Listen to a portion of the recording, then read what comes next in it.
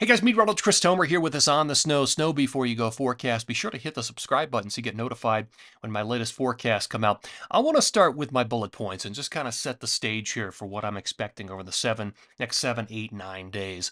So in the southwest, we've got a high pressure ridge building, and I'll show you what that means with the jet stream forecast coming in. Ultimately, it's going to be a lot of warm, dry air for parts of the desert southwest, the Four Corners. Now, all the activity, most of it, is going to be up in the Pacific Northwest, BC, Idaho, Montana, and Wyoming for the large part of this period. With this atmospheric river flow, it's at times moderate intensity, and it's really pumping in a lot of warm air. So I do have concerns about the rain snow line moving to higher elevations, causing a lot of rain at the base areas of some of these ski areas, and then heavy snow mid-mountain and higher. That's really going to be the thing. You're going to have to be higher up to get the snow with this flow. And for example, at Revelstoke, the rain snow line's going to be running up to 4,800 feet. That's where the rain snow line's going to be. Central Idaho could be up to 6,000 feet. Northern Idaho at about 5,000 feet. Northwest Montana at about 5,000 feet. So you're going to have to be higher than that to get the best snow accumulation out of this. All right, here's water vapor satellite imagery. Let me just show you what features I'm watching here. So on this, your oranges and reds are going to be your drier air in the low levels, your moistures and the whites and the blues. There's this rich flow hitting the Pacific Northwest right now. That's where all the moisture is being directed. And there are little kinks with this, little areas of low pressure kind of riding this flow. One there, another one back here.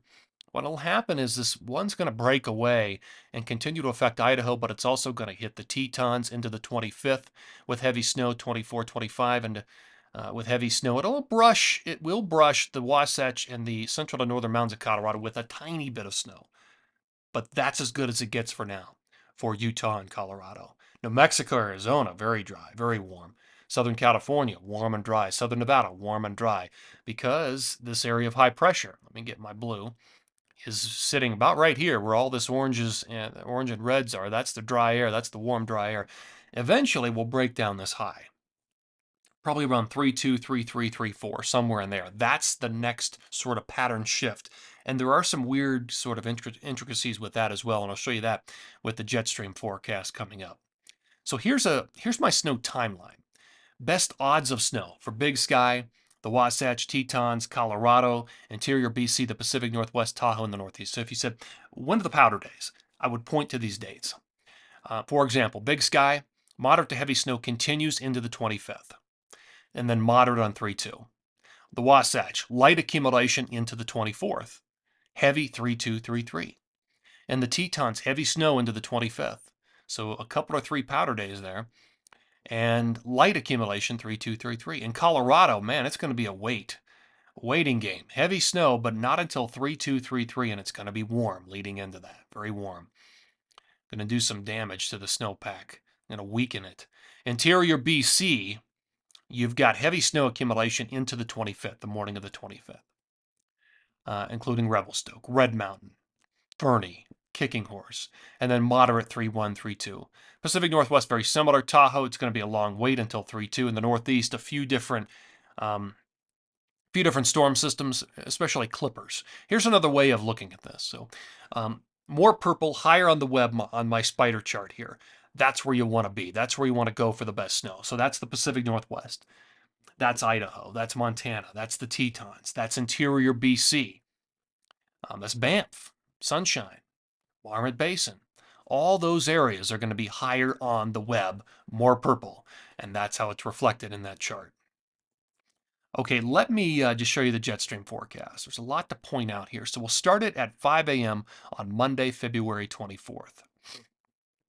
So on this map, what I'm looking for are the brighter colors, the stronger winds at jet stream level up at about 30,000 feet. Those are the steering winds that push storm systems around the globe and help to guide where the moisture is going to be, all of that kind of stuff. So at 5 a.m., I mean, all the big winds are up there in the Pacific Northwest. BC, Idaho, Montana, the Tetons. That's where you're going to see the best snow. And yeah, a little bit of this is going to brush the Wasatch in the central to northern mountains of Colorado, but it's nothing but a brush. All right, there's 11. There's 5 a.m. on Tuesday the 25th. Now at this point, there's a little bit of a dip in the jet coming through. as this little storm system will move through Idaho, Wyoming, brushing Utah and Colorado. Then it's out of here. Then, guys, we're into high pressure. Look at the jet arcing to the north here. This is late on the 26th. Big high pressure dome, lots of warm air, dry air. Now, here comes an interesting little feature. So here's early on Friday the 28th. Cutoff low moving into California, but it represents something more. It does move towards the four corners, and here's late on Saturday, March 1st. It's sitting over the four corners. So the northern branch, the polar jet, is up way up to the north into Canada, locking away the cold air. So the southern branch of the jet is starting to turn active and energized. This low pressure gains a little bit of strength, brings a little bit of moisture in, but it helps to open the door for the next storm system. This is late on the 2nd. Look at California, there's a storm coming in, riding the southern branch. Here's 11 a.m. on the 3rd, here's late on the 3rd. So that's going to represent our next storm system and pattern shift. The unfortunate thing is here, the northern branch remains to the north, so I'm not sure how much cold air we're going to have to work with. 3-2, 3-3, and 3-4, yet to be seen. But just something to think about. All right, snow accumulation over time. So on this map, your lightest blues are going to be under 3 inches. Your greens are 3 to 6. Yellows are 6 plus. Red is 10 plus. We'll start this early on Monday, February 24th. Where's the best snow?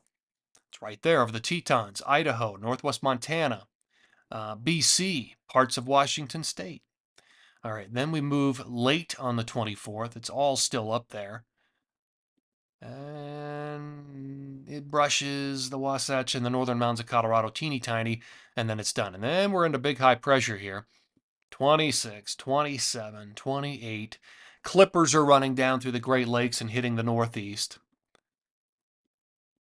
And then we start to see the effects right here, that cutoff low. This is late on March 1st. A little bit of snow over the four corners.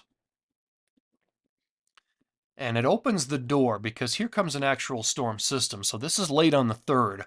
You've got precipitation breaking out across the west. There is lunchtime on the 4th, and it's moving through the Intermountain West.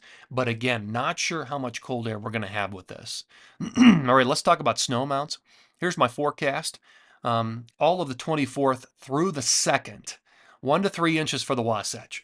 That's it. But the pattern, it will bring snow, probably 3-2, 3-3, 3-4. So it's down the road. 10 to 12 up in the Tetons, but again, 3-2, 3-3, 3-4, you'll probably get additional snow on top of this. Colorado, it's very light, 1 to 2 inches, I-70 and north, maybe an inch or two down through New Mexico. Northwest Montana looks good at mid-mountain and higher. About a foot of snow up there. Potentially 10 to 20 through parts of Idaho, but again, very high rain snow lines, so it's going to be higher on the mountain. Interior BC, higher on the mountain, 10 to 20 inches. 6 to 8 up there through parts of Banff Sunshine and Marmot Basin. And 1 to 3 feet up in the Pacific Northwest, BC, running down through parts of Washington and Oregon, and a little bit of snow for California, but nothing to write home about as of yet. Up in the Northeast, about 6 to 12 inches through Vermont, a little bit less in New Hampshire and Maine, and about 8 up through Snow Ridge and Whiteface. So the best amounts are in northern Vermont, Killington, Sugarbush, Mad River, Stowe, and Jay Peak through the 2nd. All right, guys, we'll end on the big western map here. And again, the moist flow continues with high rain snow line through the Pacific Northwest, BC, Idaho, Montana, and the Tetons. And eventually the pattern will come back and favor parts of the Intermountain West, but that's not until we get into March. Guys, thanks for tuning in here to this On the Snow Before You Go forecast.